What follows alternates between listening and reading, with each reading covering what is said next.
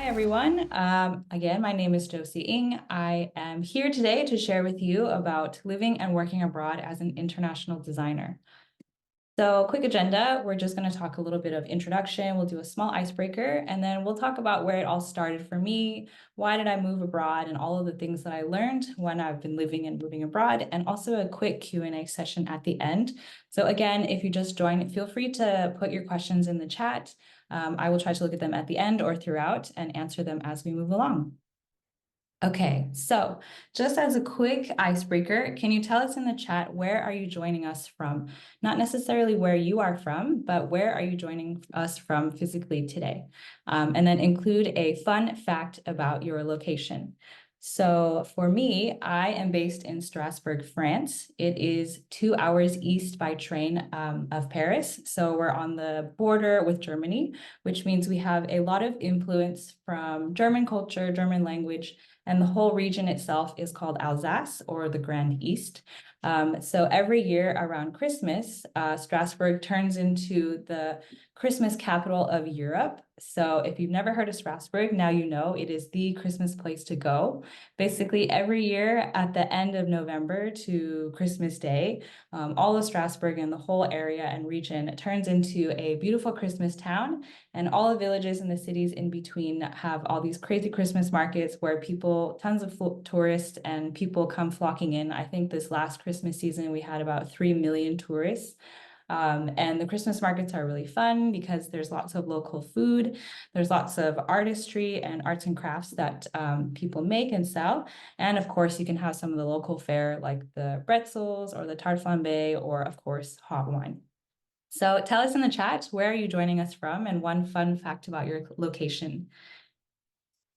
If anybody fancies letting us know where you guys are coming from. Istanbul. Oh, so cool. Oh, I think you just wrote directly to myself. Is it Nursu? I actually went to Istanbul last year. Anaheim, Disneyland. Yes. You're joining from Plymouth, UK. Plymouth has the oldest gin distillery in the UK. Oh, wow. That's amazing.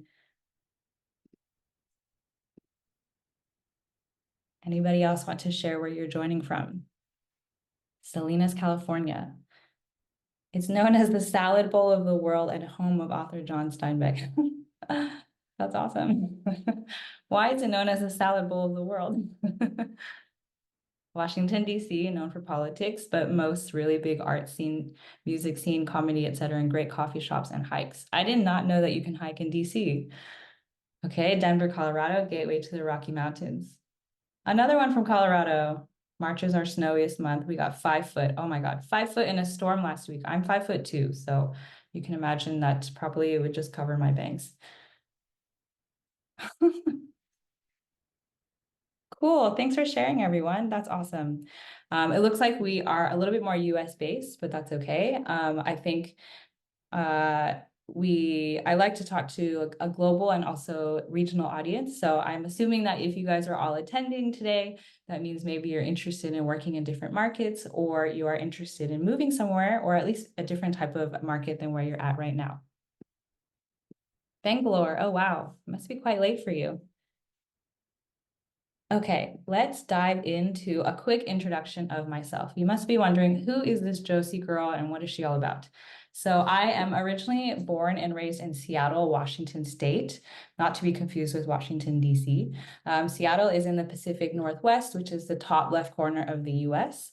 I have worked in Asia for the last 10 years between Shanghai and Hong Kong, and then currently the last 2 years I've been in France, trying not to offend French people with my really bad French language. Aside from that, I also wear many different hats. So I am a product designer, I'm a UX designer, I'm a website designer, and I actually started my career in advertising. And from advertising, I moved into UI and then slowly moved into UX and product, where I am today. I'm also a design mentor. As you know, I am a design mentor at Designlab, and thank you again, Designlab, for this opportunity to speak. And I've also become a design leader in the space. And then more recently, since I've been in France, I've also become a female founder with my studio, Arcana Studio, and then my own Squarespace studio, josieng.com. So here I empower women in business through creative strategy and website design. So I want to talk a little bit about where all of this all started. I actually started my school in San Francisco, but my career started in New York City. So while I studied advertising in San Francisco, I thought I would be doing things like TV commercials or print campaigns. And when I landed my first internship in New York City, lo and behold, it was a digital advertising agency. So if you are old enough to remember the days of Adobe Flash, Dreamweaver, and microsites, this is the type of stuff that I was working on. I've kind of aged myself a little bit there, but this is where I've been working, and that's kind of where I started my career.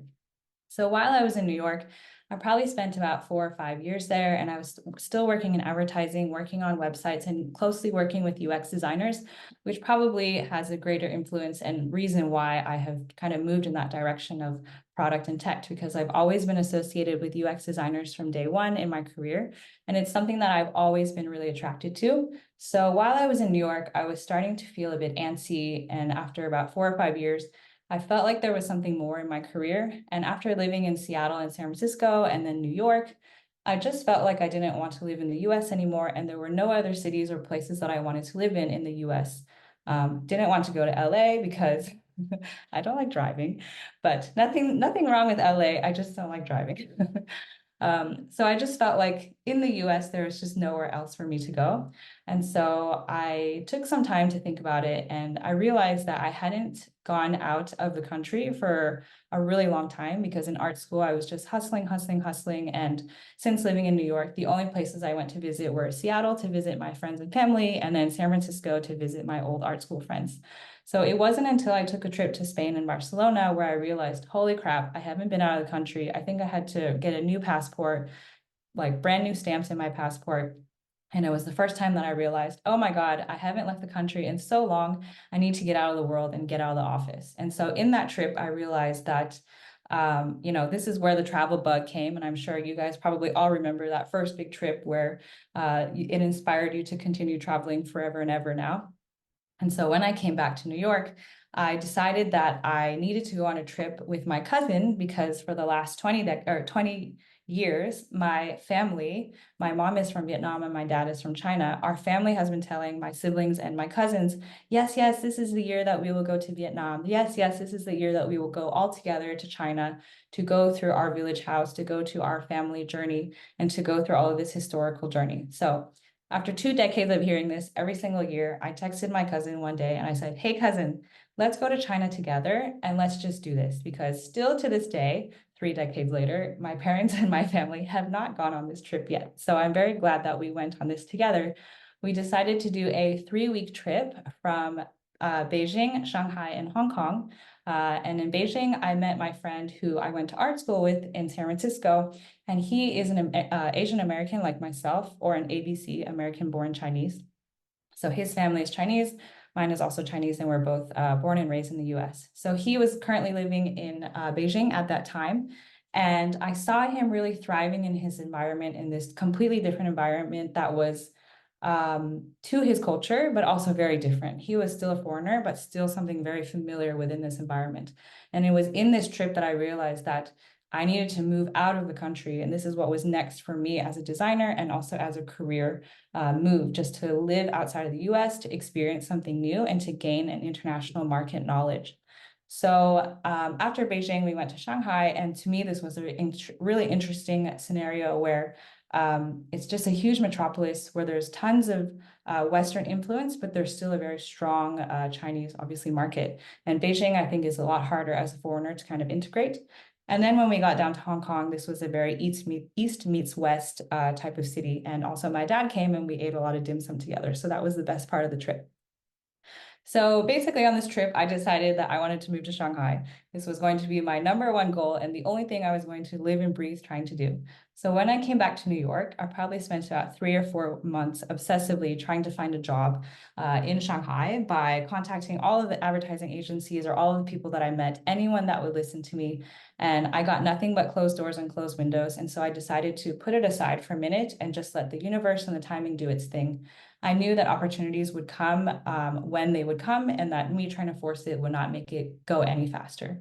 So I led my life for another 6 months, and then through the grapevine, one of my really good UX colleagues had actually just come back from a trip from Hong Kong, from Shanghai, sorry. And he came back and told me, Josie, I just interviewed with this advertising agency in Shanghai, and they're looking for art directors. So he was interviewing for a UX director job, and he turned it down, but he said, Josie, they're looking for ADs. You should definitely take this opportunity. This is a once in a lifetime chance. So I said, okay, I emailed them. And then within 3 weeks, I put in my 2 weeks notice. I cut my lease on my apartment, and then I packed up 5 years of my life in New York and shipped them off to my parents' house. And that is how I found myself living in Shanghai. So Shanghai, as you know, is probably the most insane city on the planet. I think it's such an amazing opportunity and such an amazing experience. It's a crazy environment where it's anything goes. It's kind of wild, wild west, but at the same time, there's such a strong cultural Chinese market there that is quite open to foreigners, but then also very self-sufficient. So one thing that I learned is that in Shanghai, and especially in China, WeChat is the biggest app in the entire nation. So for those of you that are not familiar, WeChat is basically China's super app. So it started out originally as a messaging service similar to WhatsApp or iMessage. And then it quickly evolved into a payments app. And then on top of that, everything else. You could book a taxi, you can book a hotel, you can book dinner. I mean, at one point, I think I had like a weekly bouquet subscription. So I booked a flower that would come every Monday to my office and give me a fresh bouquet of flowers. So WeChat really has become absolutely everybody's like #1 app in the center of someone's life if you were to live in China. And because of that, they created this cashless wallet and this cashless environment where you actually don't need to carry your wallet anymore. All you need to do is bring your phone and bring your WeChat with you. And it's actually to the point where people don't even exchange numbers. They just add each other on WeChat and call each other that way. So for the young generation, if they were to lose their phone, they basically lose their entire social life. So during this time, I worked on a lot of projects within WeChat, and this is before the introduction of mini apps, which are, as it sounds, little apps that live within WeChat. So before that, WeChat basically just had like HTML5 web pages. So we were designing web pages and campaigns and experiences within the WeChat app. So it's sort of similar to, let's say, if you were to visit a website from within the Instagram browser. You're not technically on Instagram, but you're still encased in that wrapper of it. So through my time there, I designed a lot of WeChat experiences, and I worked for an advertising agency and a boutique design and tech company. So there's a lot of things that I learned about design in mainland China. One thing, as I mentioned, is that it's a mobile first environment. So what that looks like is that QR codes, for example, are really popular in Asia. I think back in the day, even before COVID, QR codes were trying to make an entrance into the advertising world in the West, especially in the US, for like campaigns, or if you scan here, you get a promotion. It just never picked up in the West, but in Asia, it's always been there since day one. And now I think with COVID, especially with these like digital menus, when you go to a bar, they're no longer serving you paper menus. They're just little magnets or like NFC QR codes that you scan from the table itself. So what I'm trying to say is that with the QR codes, it's become a very digital environment. So it leads also to a cashless wallet, to the point where I don't bring cash. I never brought cash with me in China, and then people wouldn't even accept credit cards. It's more likely that if you were traveling in China in the middle of nowhere in some random village, the lady who's selling apples to you on the highway is not going to take cash or a credit card, but she will take WeChat because she does have a smartphone. So that's also to say is that the design language in China is extremely different than what it looks like in the West. And this was a really big opportunity for me to learn, and something that was extremely hard for me to see because me being an American who grew up in a Western environment, the type of design that I was learning was very beautiful. It was very minimal. We like space. We like things to move. Whereas in the China market, the design style there is really about functionality over form. And actually, it's more about efficiency and utility over everything else. So you can see, for example, in this example, there's a lot of things crammed into this space, or at least what we would think as crammed into this space. But for us, we think that it's just too much stuff. It's too noisy. There's too many colors. And by us, I mean me. I'm not trying to blanket here. But yeah, so I think for me personally, I find it very colorful. It's very dynamic. There's lots of stuff going on. But that's something that I really had to learn and to understand about this culture is that they're really driven by efficiency and utility. They don't really care about the fluff. And there have been instances where I tried to design in the previous style of which I'm attracted to and also what I grew up in and trained in. And people and a lot of clients were just telling me, like, I know that you're Western, but this style just doesn't work in this market. It has to be really about efficiency and utility. And then on top of that, the market is really driven by gamification and promotion. So they really love discounts. They love any sort of seasonal sale, any chance there's a discount, they will go for it. So that brings me to the last point, which I think can be applied for anywhere that you live in, is that cultural relevance and sensitivity is really, really important. So understanding the cultural nuances of your market, as well as the users and the type of people who are building the product is really, really important. And then also if you're moving into a different country, I think the sensitivity to the culture is also very key to understanding the market. And especially because you don't want to offend anyone and you don't want to do anything that's going to upset anybody. So for example, in Asia, especially in China, the color red is very prosperous.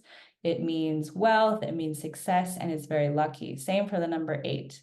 But then on the flip side, the number 4 in Chinese sounds very similar to the same word that means death. So it's very superstitious and they don't like using the number 4 in everything or anything. So if you see any mock-ups of like Chinese designs or anything like this, you will always see the number 8, but you will never see the number 4. So those are just some small cultural nuances that you will need to learn and to understand for the market that you're about to design in. So after a few years in Shanghai, I decided that I got bored working on WeChat things and I wanted a little bit more of diversity. And also I wanted to push myself fully into UX design. At the time in China, I was working in UI and advertising, like art direction still. So when I moved to Hong Kong, I purposely found myself in a UI and UX product design lead role working for a bank. And so for me, Hong Kong was also that blend of East and West.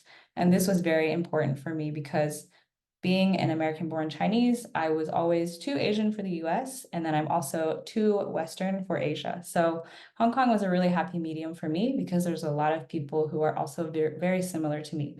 They were either born abroad and then they came back to Hong Kong to work or to live, or they were born in Hong Kong and then studied abroad for X amount of years and then came back. So they both have this kind of Western and Eastern influence, and they still have that respect for their own culture as well as the culture that they grew up in.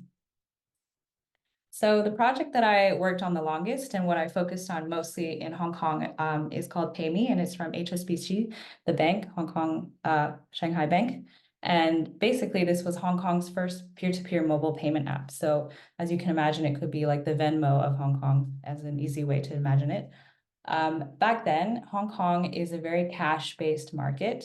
They are sort of known for being a few years behind technologically. I think now they've caught up a little bit, but back then it was very much, cash, pen to paper, things are very analog and not so digital. So with PayMe, we were finally able to introduce, if you and I were to go to lunch and I had to pay you back, I would be able to send it to you through PayMe. Versus before, I would have to either give you cash or I would have to go to the ATM, type in your 16-digit bank account number, hope that I didn't send it incorrectly to someone else, and hope that it made it actually to you.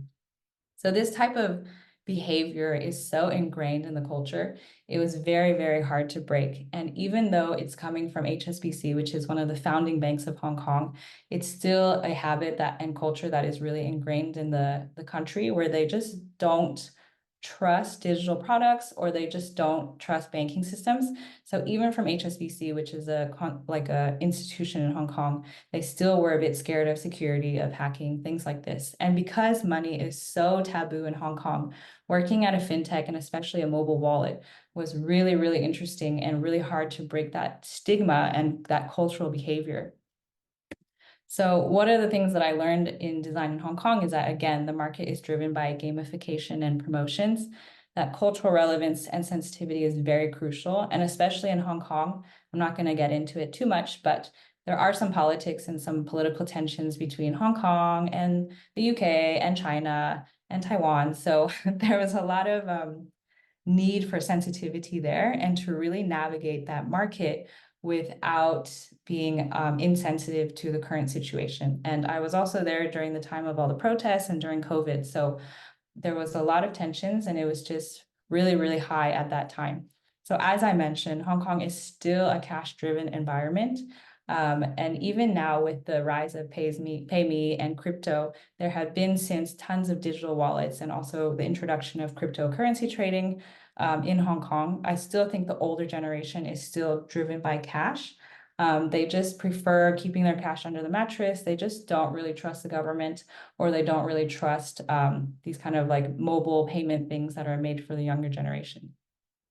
So the last point I want to make about Hong Kong is that I had to learn how to design for both local and international users, not only because there's a lot of expats, but also for the people who like myself or like others, they were born in Hong Kong, so they have that local culture, and they also went away, so they obtained that kind of different type of education and then came back to, integrate both of them. So I had to design for both the local older generation as well as the international users who have been abroad, or even just the expats who only come in for a few years at a time. And because PayMe is only a Hong Kong market product, it was really interesting to be able to have to design for, there's a lot of Europeans that live in Hong Kong. So we also had to design for how Europeans think, how they would work, and how they handle money versus how Chinese people handle money versus how Hong Kong people handle money, and then all of the people in between. And as well, this product was such a wide range of users. It was basically anybody who can send money to each other and anyone who lives in Hong Kong. So the age ranges from like 18 to 65, 70 plus. So this is something that was really, really interesting for me. And it's also very difficult because I had to put on my Western hat, but also put on my cultural hat of how to avoid those, cultural bombs that might happen at work, and to be able to navigate as well in the workplace, how to work with two different types of people, those who are from here and those who are not. And even though I myself am not from Hong Kong, I'm quite familiar with the culture because it's what I grew up in. And so not just about design, but being able to navigate within the office politics and the office management, the people management. Every person is very different in terms of their role and in their department about how they want to design products for different markets. So after Hong Kong, I decided that my partner and we were going to move to France because he's from here. And so this one has really been the most interesting experience for me because I have decided not to work for a French company and actually start my own studio, which is obviously a talk in its own self. But taking what I have learned from my experiences in Shanghai and in China and putting that all together and moving into a place that's so different like France, and also working remotely, it took away that framework where I used to make friends or get to know my network and expand my network through the framework of work. So ever since moving to France, we've been here for almost a year and a half now. I've actually exploded my network to be more globally so that I'm not just France focused. So being a global studio owner has been really interesting. I have a business partner who is based in Hong Kong and I am based in France. And then we have clients across the globe, across cultures and also time zones. So one thing I've learned is that working across multiple time zones is really head exploding. It's not impossible, but it's definitely, everyone has to be a little bit flexible. And I think, it used to be easy to just work with two time zones like myself and my partner. But then if we have to also calculate our clients into the mix, they could be potentially a completely different time zone, like in the US. So that has been extremely interesting for us and also can be quite difficult. But one thing that I've learned is that now I get to choose my clients, and we are focusing on empowering women through strategy and web design. And so the fact that I get to work with female founders and women owners making their own way in life is also extremely empowering for me. So because of that, I've also spent some of our time mostly focusing on the global market, because I think that the France market is a little bit harder to crack into as a business, as well as just an individual moving in. And so by doing so, I've been able to work across basically the globe and time zones and choosing clients that are not necessarily in Europe, but they could be. I have a few clients that are in London, and then mostly in the US or North America. So life in France, I'm sure you guys would like to hear about that. Overall, it's more relaxed environment overall. I think that there's less emphasis on work.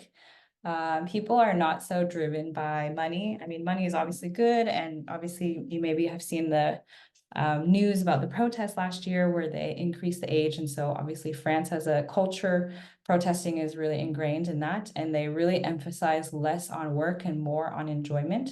And you'll see that like as a default, I think in the US, it's like 2 or 3 weeks of holiday, whereas in France, don't quote me on this, I don't know for sure, but I think the default is like 25 or 30 days of leave. And some people even get like upwards of 6 weeks to 2 months. So you see that like the living environment and the working environment is a little bit more relaxed. Although I don't work within a French company, I can't speak to how they actually work, but I do think that life here in general is a little bit slower paced. And I'm also living in Strasbourg, so I'm living 2 hours east of Paris, and I'm not in like Paris proper. So maybe Paris is its own globe and universe there. But I do think that in general, France and Europe in general is a little bit more chilled. I think that there is more of a genuine and like authentic need to rest, and there's more of a focus on that. And I think because of the long and rich history, they're really proud of their culture and they're really proud of their history. So there's a lot of traditions, there's a lot of cool cultural nuances that are really interesting to experience, but also very much related to the French culture. So one thing is that learning the language is an absolute must. If you are going to be here for a long period of time, definitely learn the language. And it's one of those things where I've had to open my own business here. And even if I want to make business or create a project with another foreigner who owns a business in France, all of our contracts actually need to be in French, even if they are also an English-speaking person. So that's been something that's quite interesting for me. And now I'm at the level where I can get by. Not the best, but we're all still trying here. So that's great. But yes, learning the language is definitely a must here. And the market here is very France focused, which obviously makes sense. We are in France. But that's not to say that it's super nationalist. I think that the country is just very inherently proud of their culture and of their history. And it's similar to Japan, where they don't feel like they need the help of foreigners, or they're a little bit more insular. Whereas with my experience in Shanghai and Hong Kong, they're a little bit more open to foreigners, whether or not they're actually open. I think that the value on foreigners is a lot higher than, let's say, if we were in Europe. They don't necessarily need to hire foreign talent or to bring in someone who's on a different level. I think also because Europe in general is quite international. So you can have Italians living in France or French people living in Spain, and it is still international, but it's obviously European. So that's why the EU is kind of put in place to be able to have that kind of exchange of talent across borders. So in conclusion, why did I decide to move abroad? Well, number one, being in my 20s back then, obviously it was for travel, duh. It was one way to really expand my mind, to expand my horizon, to expand my thinking. I think that when you travel, you really get out of your comfort zone and you start to try new things. So by trying new things, you're really pushing yourself outside of your comfort zone in terms of, yeah, ordering in French. And probably people are going to say, what? You don't speak French? And then you might feel a little embarrassed, but it's okay. Try again tomorrow. So I think when you get out of your comfort zone, you really expand more of your confidence. You gain more of this ability to learn new things and to try new things so that you can put new skills and new tool sets into your pocket. And this is only not just like about traveling and about personal, but also at work, right? So when you get out of your comfort zone, even if you don't think that you are ready for that promotion, just apply for it anyways or ask for it anyways, because you never know and you might get rewarded by what you want.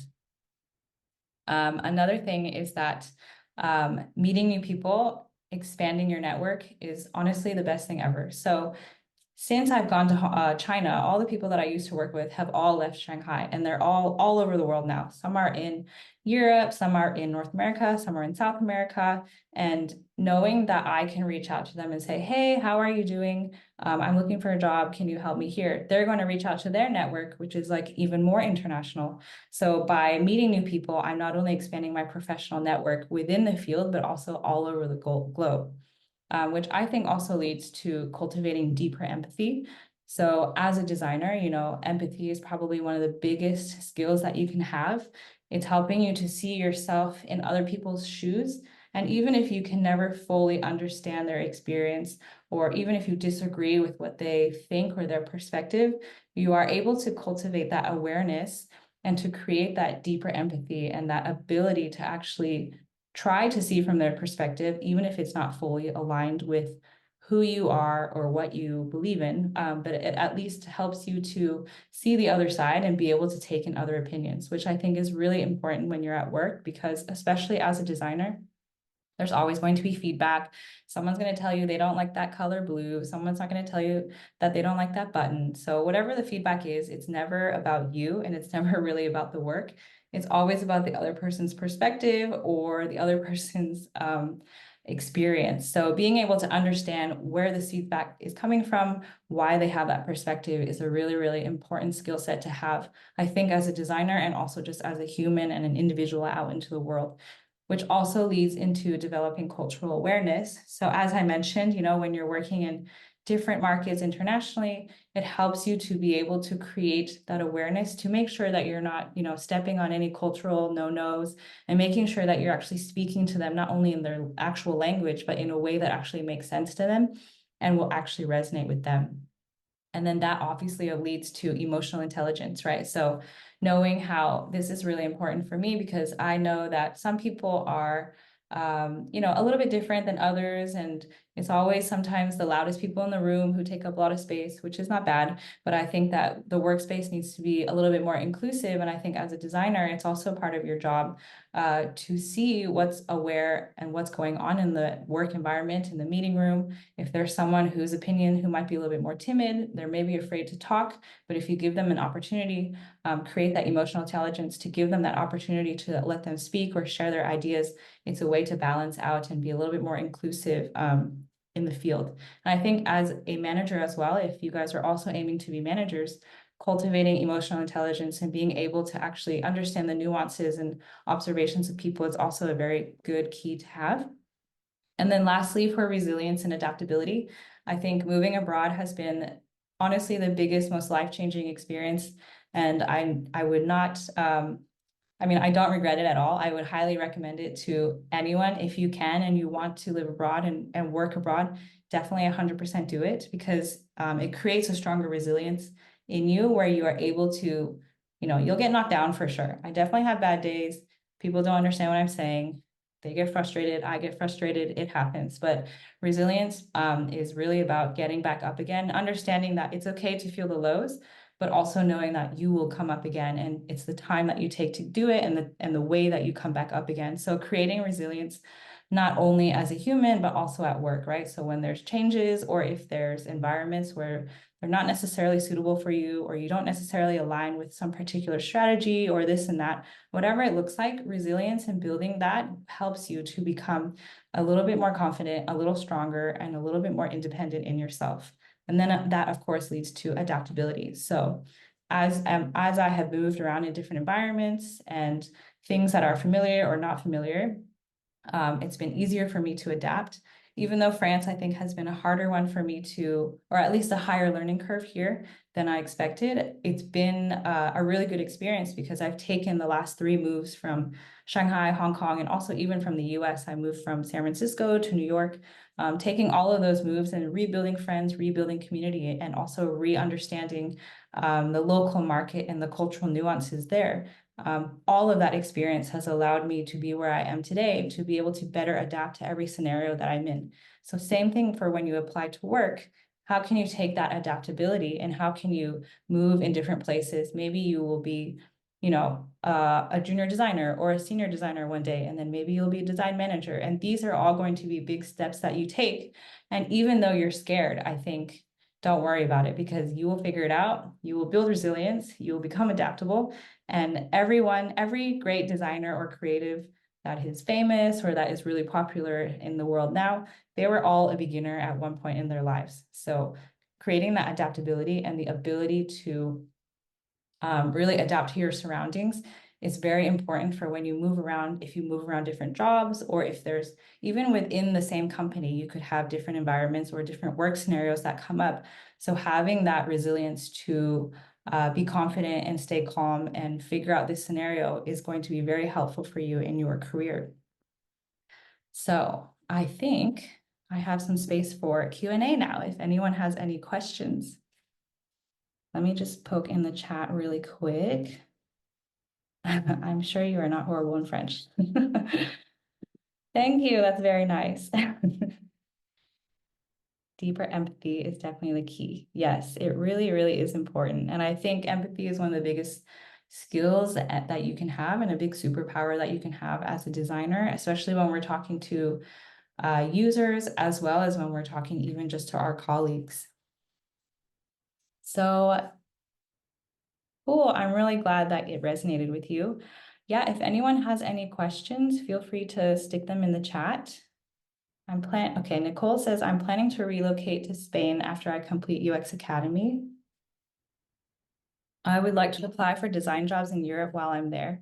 Do you have any tips for interviewing or updating personal brand and resume portfolio for European design jobs, or navigating questions about work sponsorship, visa, etc.? And are there any websites or recruitment agencies that you could recommend for remote positions based in the EU? Okay, that's a lot of questions. I'm also assuming that you are American, is that correct? So I think awesome. Spain is amazing. I love Barcelona.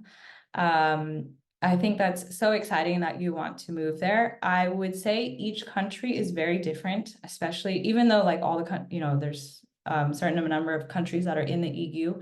Each one has their own visa process or requirement for visa.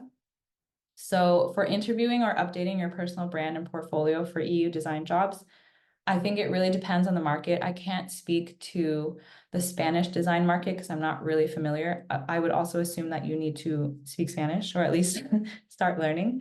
I think for the market itself, you would have to do some research on your own to figure out like what is it that they're looking for in terms of designers. Are they looking for foreigners, and are there companies that would sponsor you? So that kind of ties into your question about work sponsorship and visas. So as an American living in Europe, you definitely need a visa. Each country has its own requirements, so some might be a little bit easier, some might be more difficult. I'm most interested in Germany, but we've based in Spain for about a year. Oh, okay, cool. That's fun. I'm assuming Spanish is probably easier than German to learn. I feel that once you actually get into the EU, it might be easier to move around. And I think it really depends on where you want to go. For example, like London, I know that's not part of the EU, but London has a really strong scene for like design tech. So it's easier to find a job there with a company who might be willing to sponsor you. Whereas Spain, I'm really not familiar with the market there. But I do think that once you get into the EU, it might be easier to move around there. Whereas like from the US, it feels a bit scary. I will say that one thing that really helped me is that I joined some Facebook groups that are specifically about France. So there's like a one about finance, one about visas, and there's also like an Americans in France or English speaking in France group. And I came here with my partner, and uh, I got my visa that way, but that was not the intention. But as we were moving here, I had to figure out some of the questions that I have about visa. And so I went to these groups, and I wouldn't say that I use that, but it's definitely a good way to find professional experts who can help you in that immigration or onboarding process. And there was definitely a lot of the same questions that I had, and there were some experts that would go in and answer those questions for you. So I do think that if you can find some resources, do some research, like the internet is an amazing place now. So if you can find some resources to help you move to Spain, that would be easier than, yeah. I think also if you have companies that you know that are based in Spain and they're open to hiring foreigners and are open to work sponsorships, you can go that route as well. Hopefully that answered your question. Yes, okay. Artemis says, do you feel like having the international experience in Asia has helped you get more experiences internationally, or do recruiters in Europe not really care about your experience in Asia?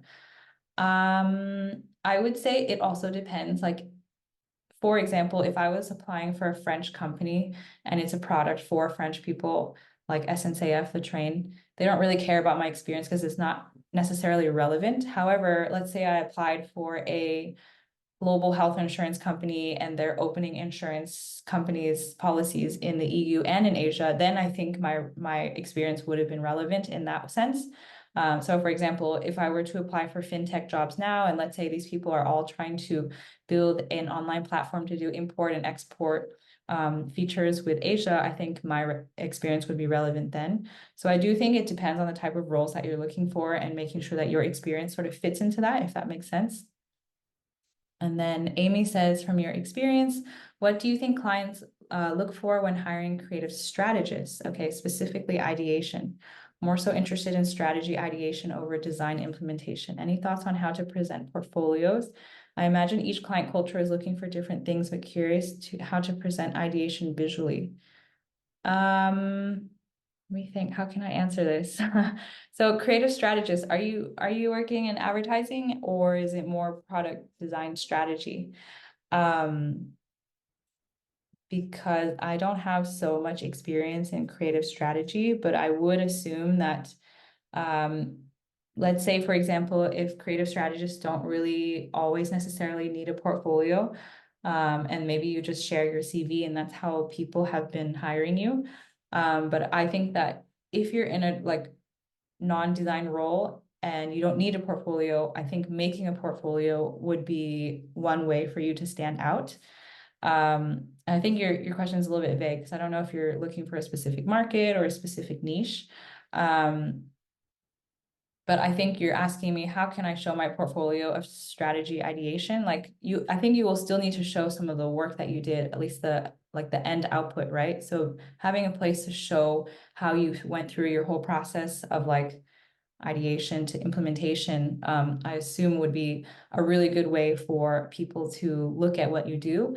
And I also think that you obviously know better than I do about what people are looking for when they're hiring for that type of creative strategy role. So maybe also asking some of those HR people who are looking for this particular role, what it is that they're looking for, and if it's more about process or if it's more about the implementation or if it's more about, does it present itself in a PDF or is it a portfolio? And I think like if there's any way that you can make yourself stand out from the crowd, in the way that if everyone's just entering CVs and you can have a portfolio, that's a really good way to stand out, I think. And it looks pretty impressive because you put all of this together. I hope that answers your question. Kavya says, I have a question for you. What tips do you have for someone who would like to move abroad but is struggling to understand how to break through? What is the best process to initiate this process? I hear a lot of people tell me that unless I'm a local living abroad unless I'm a local slash living abroad already, there isn't much incentive for a company to hire a non-national. What can I do to avoid lesser dead ends in the process besides ensuring that I have a strong portfolio, of course? Yeah, so I think in general, this can go across with like any market. I think you really need to research which market you want to go in, and spend your time there.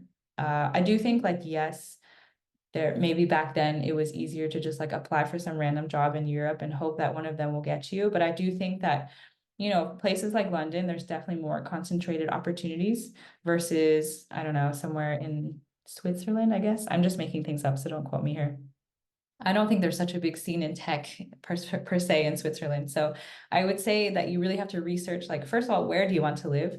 Um, you could just like come here and see what happens and try to meet people this way. But I do think that there are certain countries and cities that have more concentrated hubs, like Berlin, I think has more tech. London definitely has more tech. And I think probably Paris. So it is true that it might be harder to get a job abroad, but it depends on where you're trying to go. Because in Asia, it might also be relatively easier, but I don't know if that's the market that's suitable for you or if that's what you like. And I think that it does take a bit of work to get the visa, and some visa processes are a lot easier than others.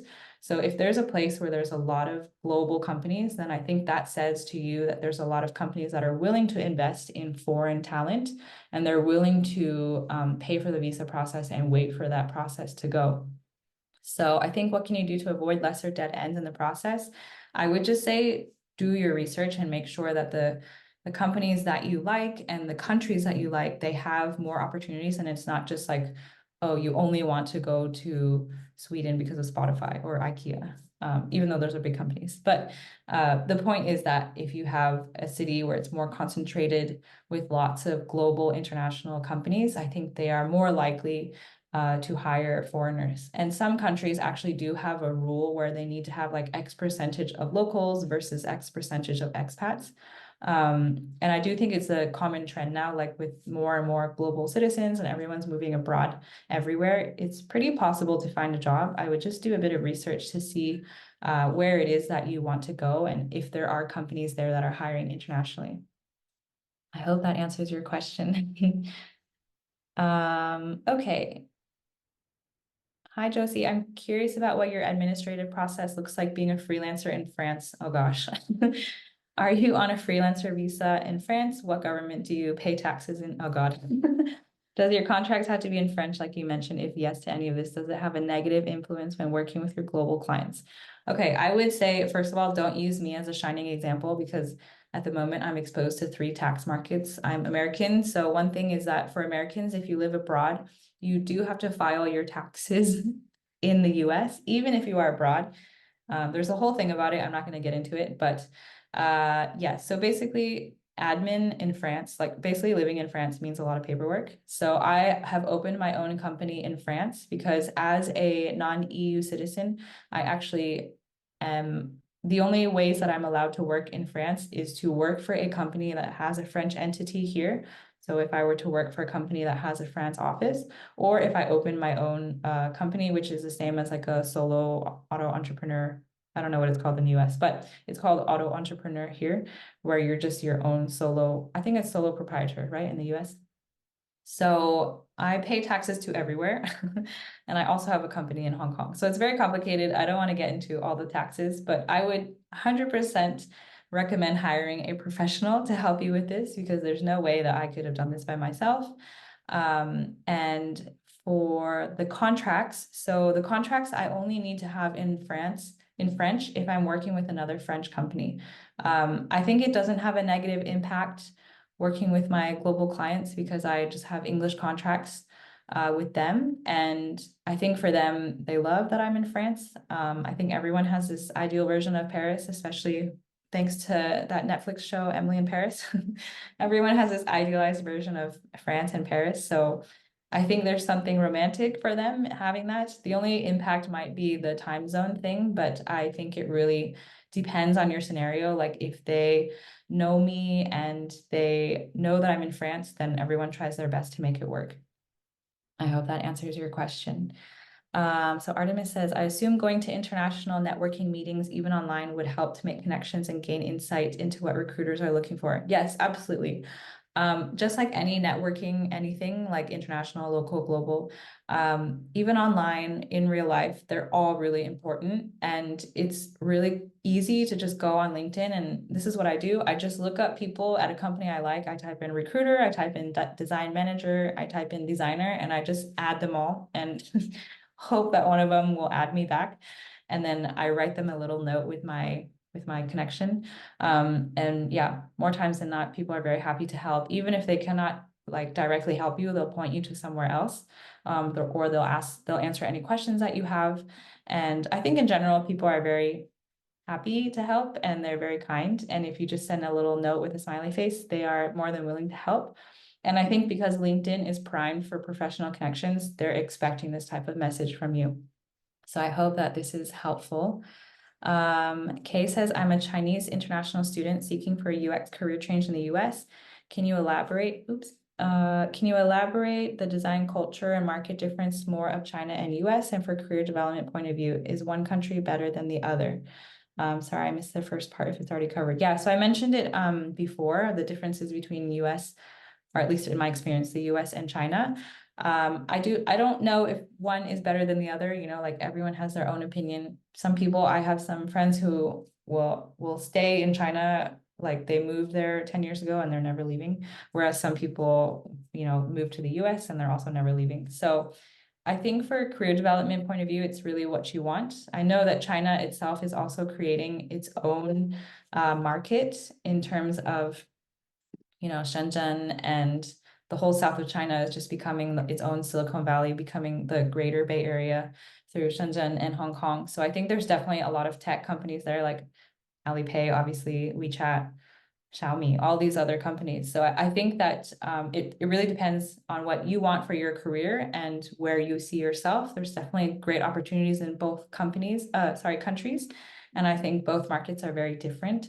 But I do think that UX is quite young in Asia. So there is an opportunity for more entry-level jobs and also more opportunity for growth. I think what's missing is actually more middle to senior designers in Hong Kong and China itself. So I just have time for one more question. How did you navigate the emotional challenges and logistics of downsizing your home before you made your big move? Oh, this for me is easy. I don't like things. So it was really easy for me to sell all my stuff and move. And I've moved around so much that I'm really conscious of not collecting too much stuff because I grew up in a home where my dad likes to hoard everything in the garage. So I think I just naturally didn't have a lot of stuff. And I think as you move around, you'll see that I come home and there's still a box of my stuff and I go through it and I'm just like, oh, I completely forgot I had this book. So I'm already quite detached from things. So for me, it was quite easy.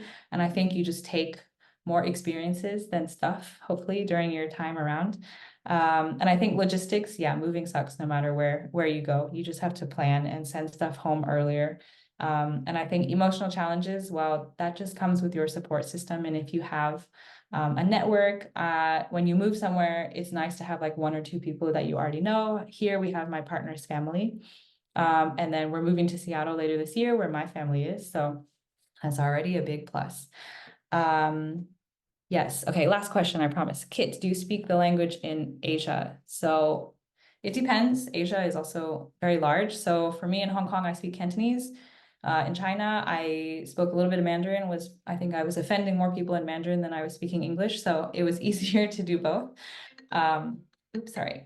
And yeah, I think in general, if you are really wanting to integrate into the culture and into the local market, you should take that opportunity to try and learn the language. And some are going to be harder than others, but definitely worth it if you plan to stay there. And if you really want to move into that career, or if you really want to move higher into that company, I think it's really important, not just for your own learning, but also as respect to your colleagues to at least try a little bit. So I would recommend trying to learn the language wherever you are. And I'm so sorry, guys, but this is all I have time for today. I really loved your questions. Here, let me move to the next slide. So you can stalk me on LinkedIn or you can find me on my websites. And I think maybe you guys have added me on LinkedIn. I don't know, but feel free to, find me on either of these. And I know I will be seeing you guys soon. And I wish you the best of luck. Feel free to add me if you have more questions. I'm happy to answer them. And yeah, I hope you guys have a great Friday and good luck with all of your international adventures. Thank you.